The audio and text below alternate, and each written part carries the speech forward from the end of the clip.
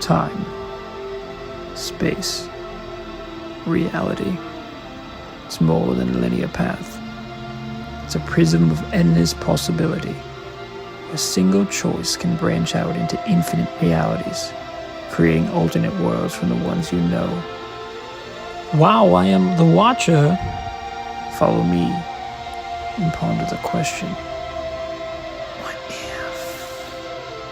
What's going on, guys? Welcome back to Marvel Madness, our Marvel's What If in review. My name is Kyle, guys. Thanks for checking out Project Potter. Go check out their content. Guys, I know it's been a while. Not only since this series has been here, but since there's been substantial, significant new content on the channel, I have been working my tail off. Big project that I'm going to be revealing in the future. There's going to be so much content coming, it's ridiculous. But I know that it's been high and dry in the time being, so I thought I'd jump in, watch What If Season 2. We're going to review that here, guys. Thanks for checking out the channel. A lot has changed since the first season of What If, guys. I'm in a new apartment. There's no more MCU wall, unfortunately. I don't have the space for that right now. We do have all of the MCU movies still. This is the MCU cabinet. Appreciate you guys stopping by. What I'm going to do is go through a quick recap of the episode, each episode of Marvel's What If. A strongest character, a weakest character. Kind of the old school format here on a score to 10, guys. So, Season 2, Episode 1. Let's go. I gotta say, first off, I went back and rewatched Season 1 of What If and rewatched all of my reviews because it's been about 2 years. To quote Shaq, Marvel's What If, I'm sorry I was unfamiliar with your game. Marvel What If kind of slapped. I wasn't crazy high. First of all, I was very down on the finale, which rewatching the finale was a lot better than I remember it being, so it's interesting to see like my thoughts back then and all that stuff. And the MCU was in a very different place than it was then than it is now. We're coming off of stuff like Loki Season 2, which go watch Man of Mischief, guys. My review of that, some of the best content Marvel's ever done. Along with Loki Season 1, and it's funny because when Season 1 of What If came out, it was after Loki Season 1, and I was like, oh, we just finished Loki, that was so good. And then basically I'm doing the same thing after Season 2. Time is recording, Jonathan Majors is out as Kang. Crazy stuff. MCU kind of in shambles, they're getting stuff delayed. Deadpool 3 coming out next year. That should be great, but the MCU is kind of pivoting and not knowing where to go. They're kind of in shambles right now. This episode, I wanted to like a lot more than I did, and I'm going to tell you guys why. So we're going to start with a rambling recap. This is basically Blade Runner. This is Blade Runner, the vibe, the aesthetic, the tone, which is great. I love Blade Runner. But why can't we just have Blade Runner be Blade Runner? Why does Marvel have to be Blade Runner? It's like everything's cyberpunk now. It's like cyberpunk is amazing. Blade Runner's amazing. But those are their own things. The reason that Blade Runner was so cool is because it was unlike anything else, and that style was so uniquely Blade Runner. So when I see Marvel do this thing, I'm like, just Blade Runner, dude. The one thing I will say is that they had a vision and they really stuck to it and they committed to it. So I applaud them for that. There were some really beautiful, beautiful shots, and I've kind of come around to the animation here. They took Nova Prime or Nova Corps, which is the least interesting parts of the MCU, and they took Nebula, who is arguably the least interesting character in the MCU. And that's no discredit to Karen Gillan. She does the best she can, but just the voice doesn't work for me, the character. And Nebula is an awesome character in this episode. But I don't care about Nebula, dude. Even though I love the shots and the tone and it's all gritty and it reminded me of obviously Blade Runner and a little bit of Gotham City, everything's messed up. And this premise that like Ronan took down Thanos is awesome because Ronan didn't really get his shine in Guardians 1. But then Ronan kind of hanging out the planet trying to destroy Xandar. Why does he want to destroy Xandar? I don't really know. I guess that's just kind of what Ronan does. They put up this shield that is going to last for 50 years and you're not supposed to be able to get out and it's impenetrable. I'm like, oh, that's really cool because people are basically like, oh, we're trapped on here. But then the city kind of turns into chaos. And I get that, but also at the same time, it's basically like an Earth situation where basically, guys, for most humans, we're stuck on Earth, right? At least for now. I don't understand why everyone trapped in kind of goes into chaos, like this suddenly descends into chaos. They start off with this Yondu death, and I guess it was an inside job. They don't really explain that, but she eventually gets the really awesome arrow, Yondu's arrow. And it just felt like Yondu being involved here was strange. They're like, oh, remember Yondu? We're gonna make sure he's dead so you have a connection there. But when they were like, oh, Nebula and Yondu had a connection, I was like, not really, dude. Did they even know each other? And she's kind of like, yeah, whatever. You know, she didn't really care that he was dead, and then she cared more that she like took his his helmet and his arrow too. This just felt like a copycat episode to me, and even though the stuff was really cool and there's really awesome shots, like when she's walking up to like that big spear and then like it connects into her head, which was obviously a trap, dude. Tone in the different shots, like gorgeous, stunning shots. Like I was like, wow, this is amazing artistic design. But I just didn't care about Xandar. I didn't care about Nebula. I didn't care about Nova Corps. It felt like if you had different characters or more interesting characters, then I would have been like, wow, this was a masterpiece. I think it's a great step in the right direction, but because it just felt like they were doing Blade Runner, it was strange. I will say Howard the Duck though, great. Seth Green, something about Seth Green where like there's a balance where it's like he's sometimes the most annoying person in the world and sometimes the funniest. And Howard the Duck has been featured in like multiple What If episodes. I went back and watched season 1 and I was like, oh, he's actually in this a lot. And like even like the party episode where he's trying to hook up with Darcy and he's like, gay, come crawling back. Howard the Duck is like a really funny character. So I like that Seth Green kind of fit in there, but I think the visual style was great. I mean, it's like the dark and rainy neon. It's just like we're just getting, maybe it's just me, but like I feel like we're getting overloaded. With Blade Runner's been a few years, but like Cyberpunk is so fresh that like everyone's trying to be Blade Runner or Cyberpunk, and it's like we don't need more of that, dude. Marvel is great because it's its own thing and it should be different, but it just felt like they were like, people like Blade Runner, so they're gonna like this, and it's like, yeah, I like it because I love that genre, but like we already have a George, we already have a Blade Runner, so I liked this episode, but I didn't love it, and it was kind of just bothering me the whole episode because I was like, they're just doing Blade Runner, that looks like just like Blade Runner, like the same exact style. So I applaud Marvel for trying something new, but I wish it was an original idea. Okay, guys, I just realized I basically did no recap of the that rambling recap. There was no recap, so really quick, the planet's enclosed.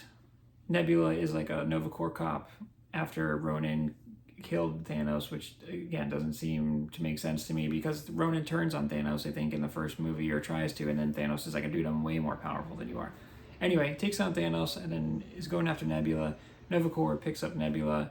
Then we find out that Nova Corps actually needed a cyborg to get into the database or something so Ronan could get in and destroy Xandar. It was an inside job. It was kind of dumb. Just basically at the end, the way that Ronan's ship explodes, he's like coming into the atmosphere, the shield opens and then the shield just closes and it just like crushes his ship, and he's just like got this dumb look on his face. It just kind of takes him down, and I don't know, even though Nebula was super badass, it was just strange, and it felt rushed in like a 40-minute episode. And there was so much cool build up, and then like they kind of just like, Ronan's actually not that bad. He's just gonna be stuck in his ship, and it was strange. But anyway, that's what happens in this episode. Strongest character in this one, I'm gonna say Howard the Duck, dude. Seth Green, really enjoyed his performance. Really thought he was like, what's going on here? He's like, these aren't supposed to pay out. Really like Howard the Duck, man. And even though I've thought about picking Nebula, like I said, guys, I just couldn't care about Nebula. I didn't care about Howard the Duck. I thought Howard the Duck was great. I thought Seth Green was great. He's got iconic roles like Joker, and I think of him in Entourage all the time. Like, tell Sloane I said what's up. I just think it fits him. And again, like I said, his voice just, and I think of like Austin Powers too, when he's like the son and he's like www, and he's like zip it. That's Michael Myers' character, but you know what I mean, guys. But Seth Green, Howard the Duck, more Howard the Duck. Great job. My favorite character for this one. Least favorite character, guys, Nova Prime.